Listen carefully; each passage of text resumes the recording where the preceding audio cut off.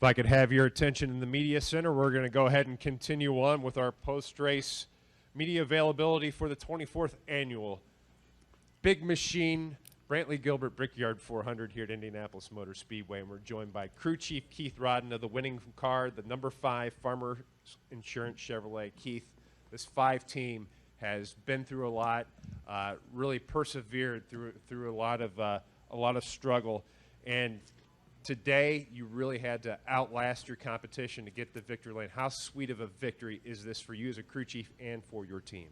Well, I think it's probably one of the sweetest races you can win. Obviously, Indianapolis is a huge racetrack, ton of history here.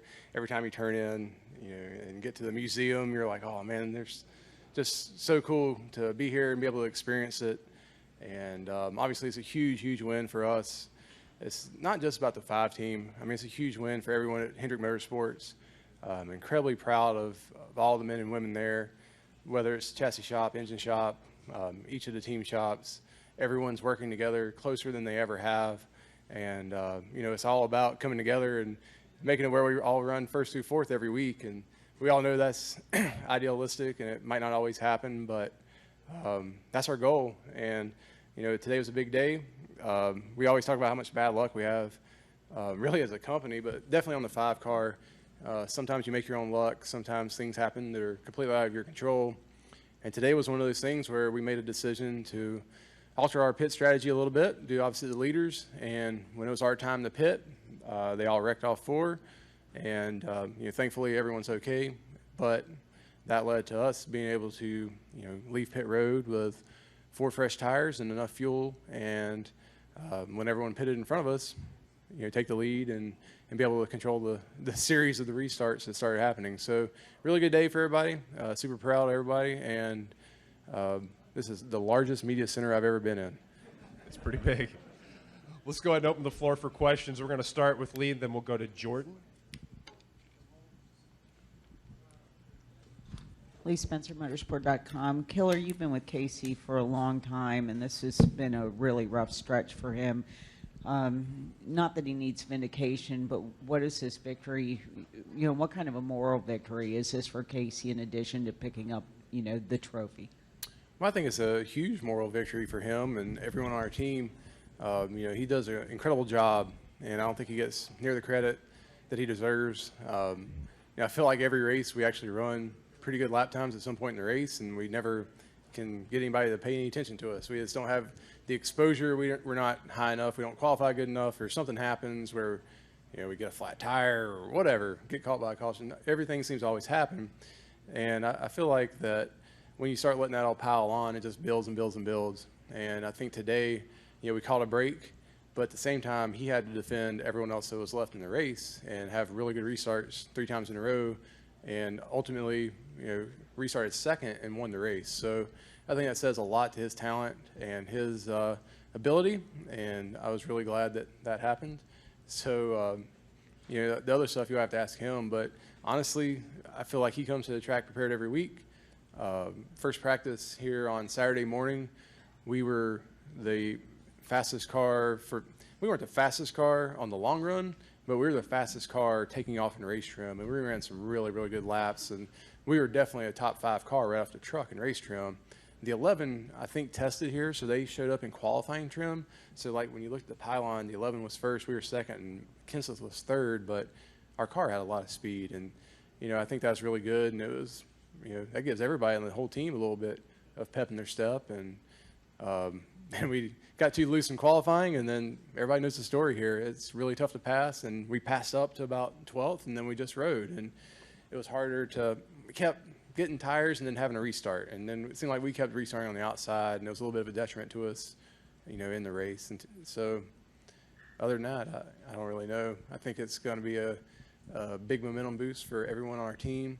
I think they get to see all their hard work realized. Obviously Daytona, we were very fast and went to the back 3 times and went straight, went straight back to the front. And that was like a little bit, but we didn't finish the deal, right? And today we finished the deal, so it's really special. We'll go to Jordan, then to Bob, then to Dick. Jordan Bianchi, SB Nation. Keith, you've probably heard the speculation about Casey, the 5 team. I'm wondering if you had those discussions with Casey, with Rick, with any of the personnel on the team about what might happen to the team, who your driver might be for next year?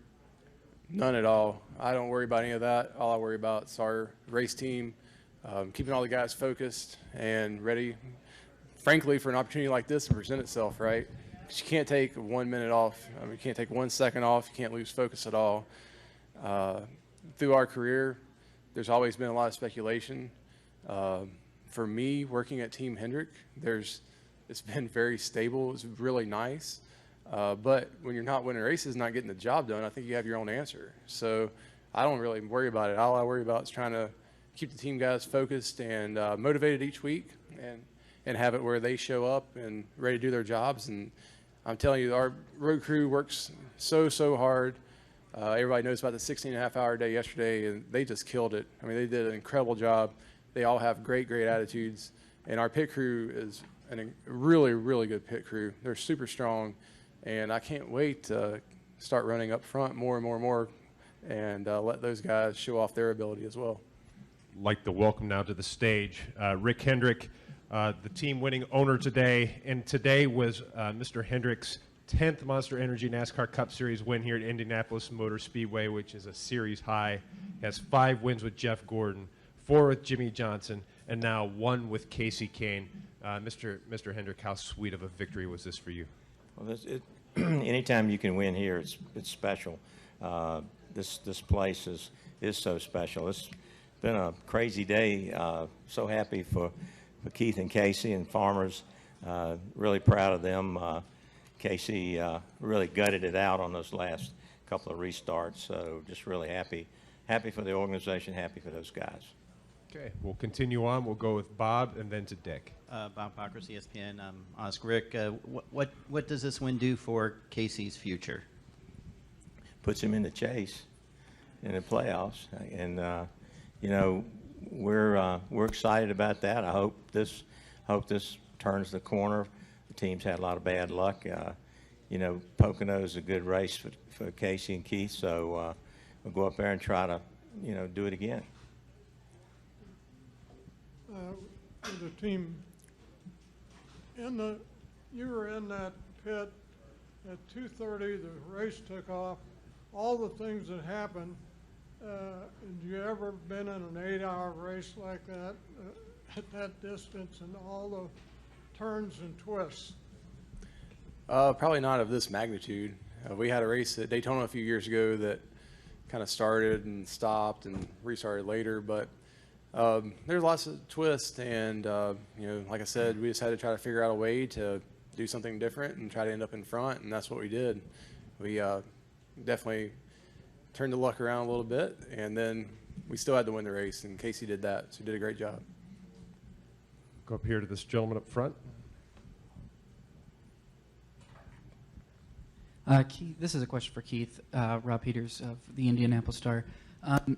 The race really seemed to come into your hands really a lot there towards the end, but the elements definitely changed a lot. There was the rain in the beginning, and then it started off really hot, and then the rain happened, and then it kind of cooled down a little bit. I don't know. I was only out there for a little bit, but it felt like it was a lot cooler.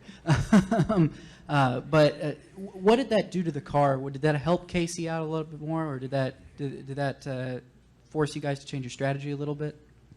I don't really think it changed the car a lot. I think the car was actually pretty similar today. One thing that did keep happening, it seemed like every time we would pit and put on sticker tires, the caution would come out. So it's like you had like a little mini heat cycle on the tires, and when you just run stickers here for our car this weekend, we were freer. So it's kind of hard because you don't know how to adjust, and you're staying out for track position. So really, to me, the heat cycles on the tires over and over through some of those runs kind of gave us a little bit of a bad idea on what the car was doing. But otherwise, just getting the track position and getting up front, I mean, you're just so much faster. And that was probably the best thing that helped our car. Caleb Whistler, Speedway Digest. Rick, could you just talk about and describe your emotions and reaction over the last, say, 20 laps of that race with Kane leading? You know, having this has been a really up and down, having problems with two cars, and then, you know, all of a sudden you look up and looks like Jimmy and the two and Casey are going to come down to the final here, 3 abreast, and then 48 has a problem, and then those 2 restarts. You know, your heart's in your throat. Roger Penske's a good friend of mine, and we were texting each other before the restart, and so we emailing each other. But you know, you just can't count a victory here, especially when you got a green-white checker, and these guys are diving all over the place, and it's pretty exciting for the fans, but it's pretty rough if you're sitting there as a car owner, because you just know if he could get into 1 and you know, come off of 2 there, we'd be in good shape. But the restart before that, I think Denny got into the back of him and tried to help him and actually made him bobble, and 2 got by us. But yeah, it's, you know, a race like this, you don't know till the checkered flag, and then it kind of hits you when you're celebrating with all the guys out there, because to win the Brickyard's a big deal, and for those guys to be able to kiss the bricks and do all the things, great for farmers.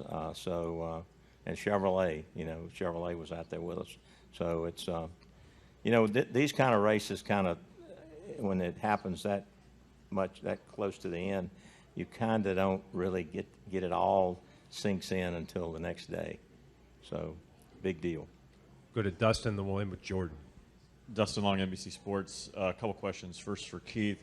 5 of the last 7 races have ended under accident for you guys. In one sense, where you're almost kind of waiting to get caught up in it just because of all the bad luck that you guys have been hit with.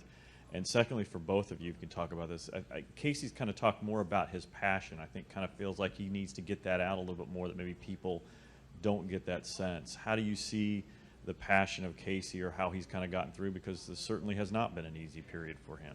Yeah. You want to go first? Sure.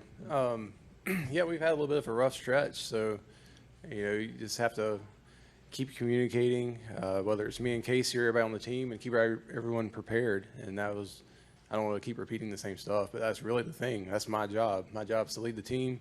My job is to keep everybody ready and make sure they understand that at any moment, I mean, this sport's crazy, and anything can happen and put you in position to win. And there we were on the biggest stage and executed and got the job done. As far as his passion, I mean, he's really quiet, and just because you're quiet doesn't mean you don't want it. You know, you don't need to scream and shout and stuff either. So I think channeling your emotions correctly, you know, I was giving our spotter a little bit of advice on the last restart, like, don't yell at him. He knows what he needs to do, you know, and we look at some stuff a lot. We know a lot about one another, and we know what motivates each other, and yelling at him, telling him, come on, let's do it, let's get a good one. Well, that's not going to work. So, you know, I think we did all the right stuff, and he executed an incredible restart at the end. So, yeah, I think when you talk to Casey, and I have, you know, in the meetings, the debriefs, especially when you've had a rough road, and your confidence gets down. But he said, you know, I know I can do it. I just, you know, it just doesn't. Harder I try, the more, you know, it seems like I, you know, have this rough bad luck. Something like this can be really good for any guy to have, the whole team to have confidence that you know you're going to get wrecked or something's going to happen. I mean, it would be a tire, it'd be a speeding, it would be a loose wheel, a lot of you know, just things that happen to everybody. I mean, I think Kyle Busch is going through it right now. I mean, he's run awful good. He's to not have won a race, and when you try really hard, I mean, all I can say about Casey is he shows up on time, and he shows up on time with his game face on, and he puts in the effort. And you know, sometimes it just takes a break, but you know, he's done everything, and I know in his heart he wants to do it, and he's trying. So, Jordan? This question's for Rick. Jordan Bianchi, SB Nation. Rick, will Casey Keene be driving your number 5 car in the Cup Series next year? We don't have, our plans are not set for the 5-car. So, you know, you guys asked me that this morning, and I told you, you know, that we hadn't made any plans yet. There's nothing concrete or done, and that hadn't changed. You know, we'll see how things shake out the rest of the year. There's a lot of things involved, sponsors, and a lot of things we look at. You know, we're going to try hard, and there's no decisions made at this time. Well, gentlemen, congratulations on your victory today, and good luck next week at Pocono. Thank you. Thanks.